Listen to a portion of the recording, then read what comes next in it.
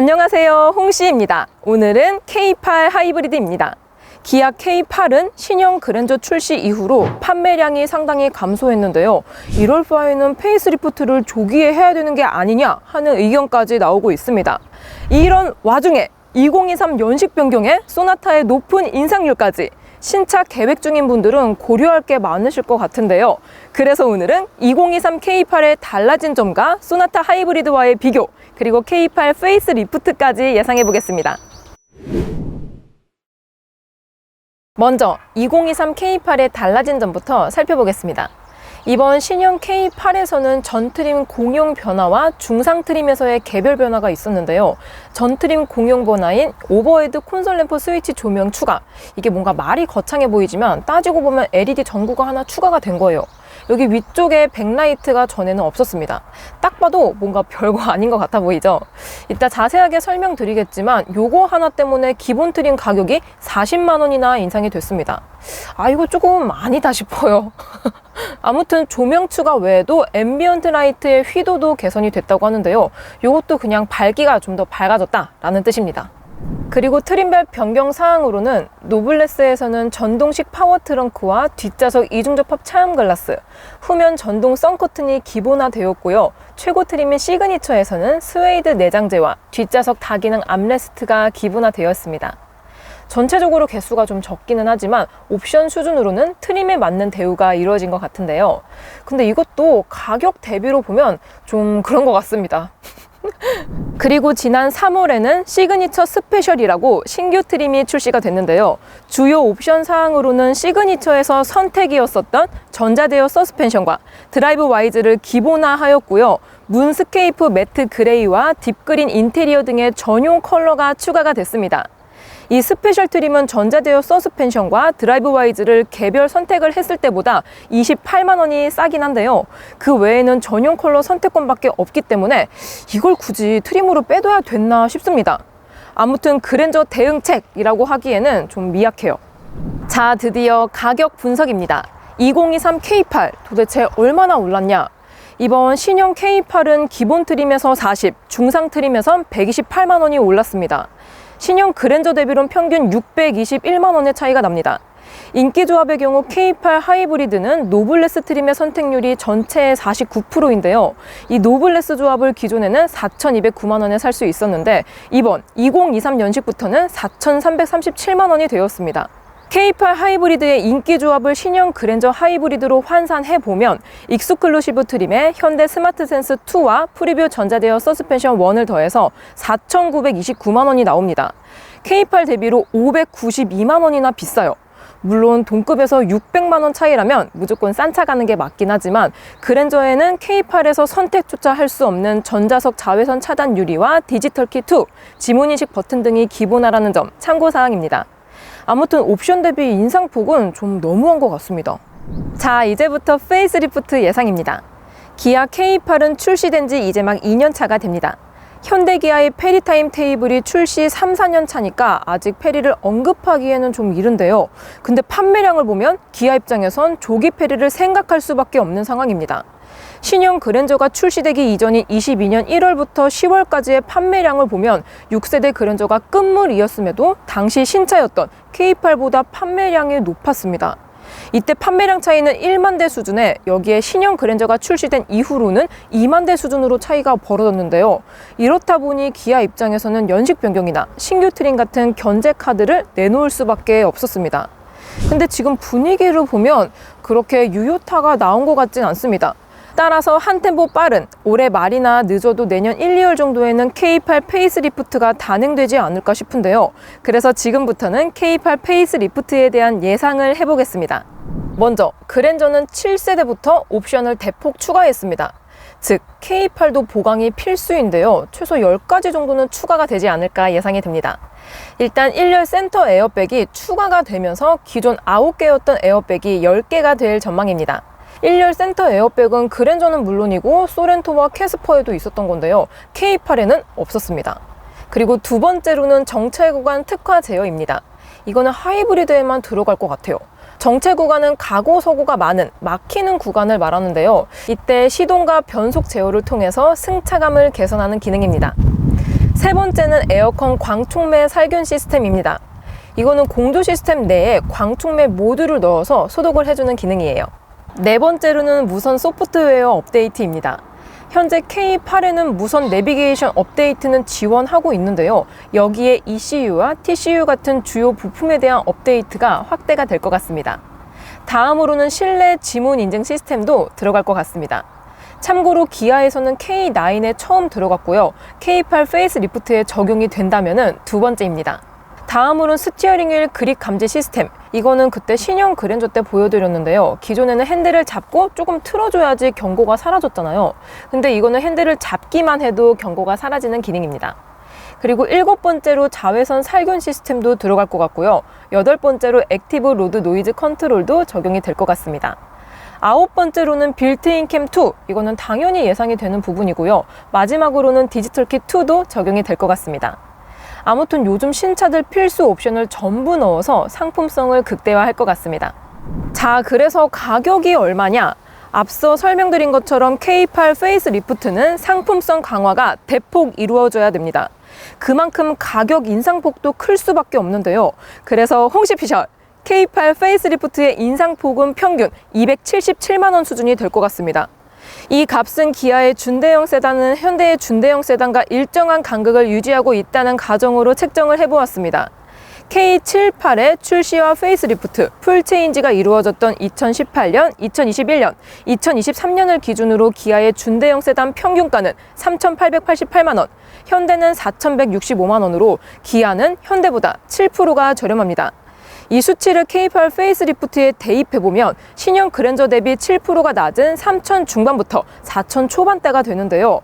이 정도 차이면 하이브리드 기준으로 현재의 5,600만 원 차이가 3,400만 원 수준으로 줄어들게 됩니다.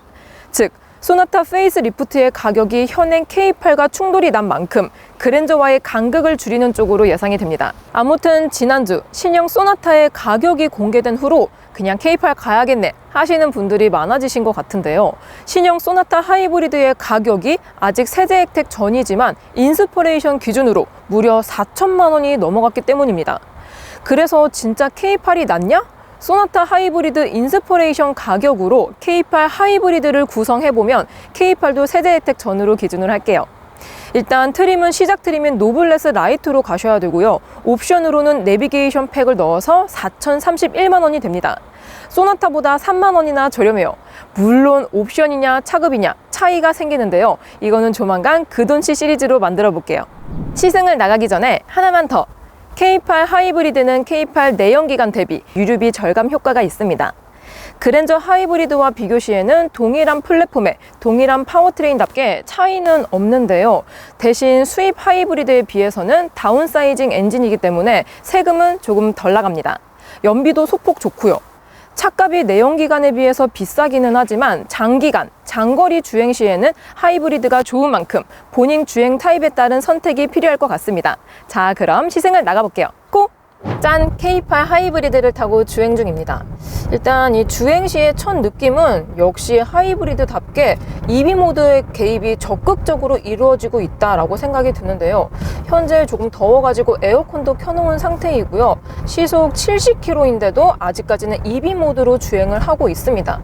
이게 배터리가 큰 칸수로 봤을 때 4칸이거든요. 근데 배터리가 2칸 이하일 경우에는 엔진 개입이 많아지는 타입이고요. 현재 배터리가 지금 3칸이라서 그런지 시속 75km인데도 불구하고 계속 이제 EV 모드로 주행을 하고 있습니다. 조금 밟아볼게요. 방금 EV 모드에서 엔진 개입이 됐거든요. 보통의 하이브리드는 EV 모드에서 엔진 개입이 될 때 엔진 소음 진동이 크면 클수록 좀 이 운전자가 이질감을 느끼거든요. 근데 K8 하이브리드 같은 경우는 정말 부드럽습니다. 솔직히 제가 계기판을 보고 엔진이 개입되었다라고 느끼는 거지 그냥 뭐 소음 진동으로만 봤을 때는 운전자도 느끼기 쉽지 않아요. 다시 한번 밟아볼게요. 여태까지 EV 모드였고요. 지금 엔진 개입됐습니다. 이게 뭐 음성으로도 잘 안 들리겠지만 저도 안 들려요. 그만큼 엔진룸의 진동이라든지 소음 이런 방음 대책은 훌륭한 편이라고 생각이 듭니다. 시속 70km 기준으로 데시벨 측정을 해보면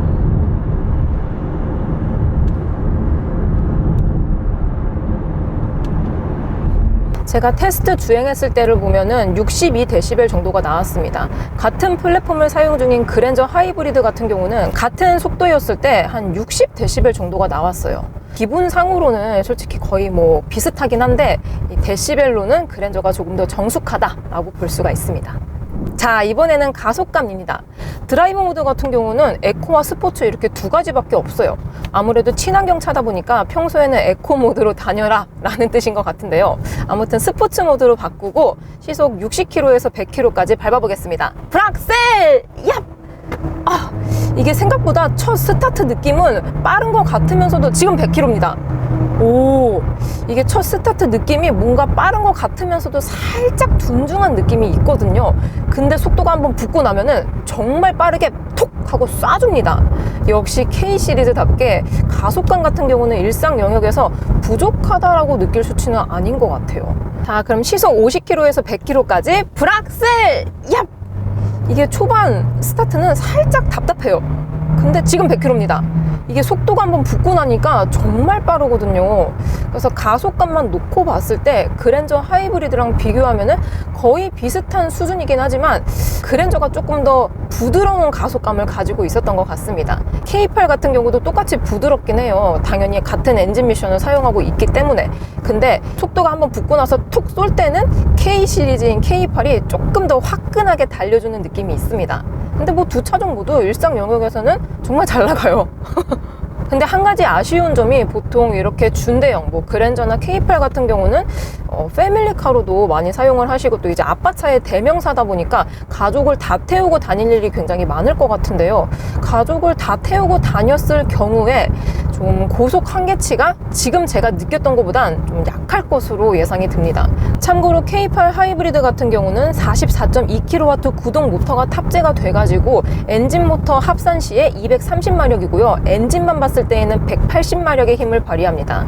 사실 수치로만 보면은 부족하진 않지만 또 엄청 화끈한 수준은 아니기 때문에 일상용, 데일리카용으로만 좋은 것 같아요. 하이브리드 차량은 전기 모터가 있기 때문에 회생제동 기능이 같이 들어가 있습니다. 요거를 조절할 수 있느냐 없느냐에 따라서 좀 차종도 갈리고 하는데요. K8 하이브리드 같은 경우는 회생제동을 운전자가 따로 조작은 할 수가 없습니다. 그냥 차가 알아서 해주는 그런 타입인데요. 일단 지금 EV 모드 주행 중이고요. 여기서 브레이크를 살짝 밟으면은 정말 약하게 회생제동이 뭔가 있는 듯 없는 듯 그런 느낌이 듭니다. 이 회생제동을 통해서 연비도 챙기긴 하지만 이렇게 배터리 게이지도 조금씩 늘려가고요. 또 이제 회생제동으로 내가 브레이크를 조금만 밟아도 감속이 많이 되기 때문에 브레이크를 좀 많이 안 밟아도 된다는 장점이 있습니다. 근데 한 가지 아쉬운 점이 제가 조금 속도를 밟아볼게요. 속도를 살짝 올렸다가 지금 브레이크 밟습니다. 이렇게 브레이크를 밟게 되면은 회생제동이 조금 더 적극적으로 개입이 돼야지 좀 좋다라고 생각을 하는데요. K8 하이브리드 같은 경우는 회생제동 개입이 정말 조금밖에 개입을 안 하기 때문에 개인적으로 뭐 연비라든지 아니면 제동거리를 단축시켜준다든지 이런 효과는 사실 좀 적은 것 같습니다. 그래서 전기차를 타보신 분들이라면은 요 K8 하이브리드를 시승을 하셨을 때 이 차량은 회생제동이 없는 것 같네 라고 느끼실 수도 있어요. 근데 반대로 뭐 가솔린이나 디젤 엔진이 들어가 있는 내연기관만 타시다가 이 하이브리드 차량을 타시게 된다면은 이거 뭐지? 이거 뭐야? 라고 생각을 하실 수도 있을 것 같거든요. 그래서 평소에 어떤 차량을 타시느냐에 따라서 이 K8 하이브리드에 들어가 있는 회생제동의 이질적인 느낌을 느끼고 안 느끼고의 차이가 있을 것 같습니다. 근데 회생제동 때문에 거북스러운 느낌은 거의 없으실 거예요. 정말 예민하신 분 아니면은 크게 느끼기는 좀 어렵다라고 생각이 듭니다. 참고로 제가 시승 중인 차량은 2023년식의 17인치 휠 사양입니다. 지금 연비가 리터당 19.1km가 나오고 있습니다. 17인치 휠 같은 경우는 공인 연비가 리터당 18km인데요. 한눈에 봐도 공인 연비보다는 잘 나옵니다. 그리고 제가 테스트 주행을 했을 때에는 2023년식이 아닌 초기형, 그러니까 2021년식으로 시승을 했었는데요. 성능적인 부분은 초기형이나 신형이나 변화가 없는 것 같습니다. 짠! 이번에는 2열입니다. 일단 준대형 세단이라서 그런지 공간이 넓어서 아늑하고 편안한 느낌이 한 번에 다가옵니다. 승차감 같은 경우는 일단 K8 하이브리드 같은 경우는 내연기관 K8에 비해서 배터리와 모터가 추가가 돼서 공차 중량이 한 8, 90km 정도 더 나간다고 합니다. 그리고 또 이제 휠의 사이즈의 차이도 있고요. 또 이제 전자제어 서스펜션 유무에 따라서도 승차감이 다릅니다. 현재 K8 하이브리드 17인치 휠 사양의 전자제어 서스펜션 미탑재 차량입니다. 이렇게 방지턱을 방금 넘었거든요. 그리고 또 좀 약간 크랙이 있는 도로도 지나갔는데요.